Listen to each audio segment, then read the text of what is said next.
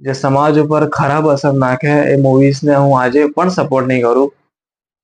ભલે ગમે તે મૂવી હોય, ગમે તેવો હીરો હોય, કોઈ પણ હીરો હોય, કોઈ પણ હિરોઈન હોય, ગમે તેનો મોટો કલાકાર હોય, પણ સમાજ પર થોડી ઘણી બી ખરાબ અસર નાખી શકે છે એ મૂવીને હું આજે પણ નકારું છું અને એને સપોર્ટ હું આજે પણ નહીં કરું અને તમને પણ જોવા માટે હું પ્રિફર નહીં જ કરું એને. અને એમાંની આ મૂવી છે બેડ ન્યૂઝ. પહેલી વાત એ કે ફેમિલી સાથે કમ્ફર્ટેબલી નહીં જોવાય.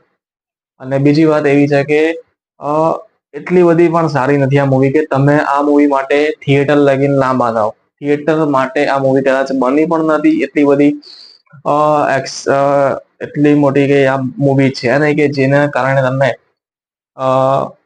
ટિકિટ ખરીદો એક થિયેટરની કે જે આવી નાની મોટી લવ સ્ટોરી માટે તમે જાઓ. કોમેડી માટે કદાચ એટલી બધી પણ કોમેડી નથી કે જેની માટે તમે આ મૂવી સુધી લાંબા જાઓ. તો મારા તરફથી એવું જ કહું છું કે ઓટીટી નો વેટ કરો. ઓટીટી પર આવે ત્યારે કદાચ તમારે જોવી હોય તો જોઈ શકો છો, પણ ઓટીટી નો વેટ કરી શકો છો. બાકી કદાચ તમે વિકી કૌશલના એટલા મોટા ફેન હોવ તો તમે જઈ શકો. કેમ કે વિકી કૌશલની એક્ટિંગ એક નંબર છે.